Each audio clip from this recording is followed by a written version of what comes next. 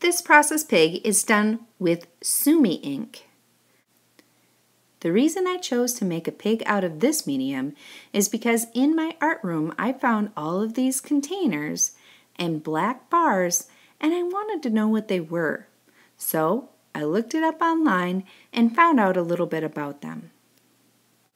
What I found out is that there's a really cool process in using these sticks to make ink. The videos that I watched explain that you add a little tiny bit of water into the container and then you rub the stick back and forth and back and forth. The stick is actually releasing into the water and it's creating ink. It was also suggested in the video that every once in a while you take your brush, place it into the ink, and give a practice stroke to make sure that the ink is as dark as you would like. If it's not the right value that you're looking for, you'll continue with the process of creating the ink. I had a couple of brushes to choose from. One is actually a Sumi brush, but as you can see, the bristles have been ruined.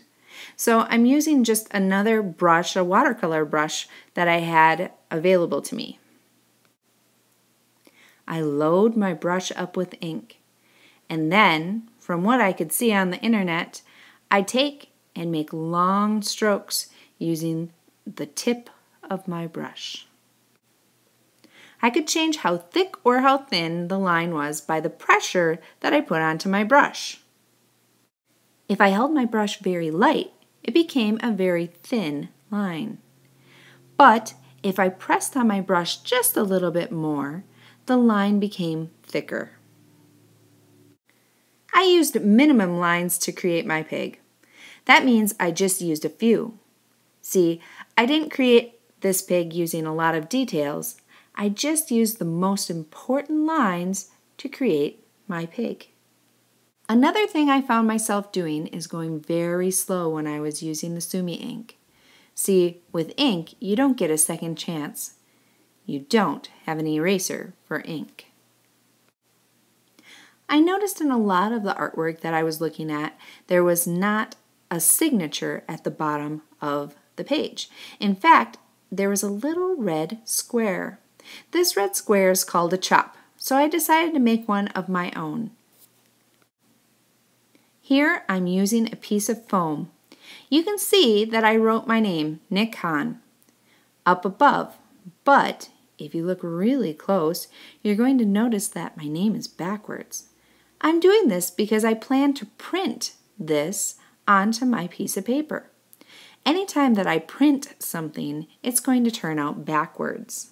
So to compensate for this, I wrote my name backwards, so when I print it, it should be forward. I used a piece of tape and I made a little handle. I just found some acrylic paint in my closet and added that onto a piece of paper. I spread that out nice and even. Now, I tried a couple of things. At first, I tried to put my chop directly into that and print. Of course, I printed on a practice piece of paper first, thank goodness, because it didn't turn out very good. Then I tried to practice it again. This time I picked up my brush and I painted directly on the chop. This was a little bit better, a little bit stronger of an image. This is the method I used on my final pig. I was so proud of it. I pulled the stamp up only to find out that I made a mistake and put my chop upside down. My name is upside down.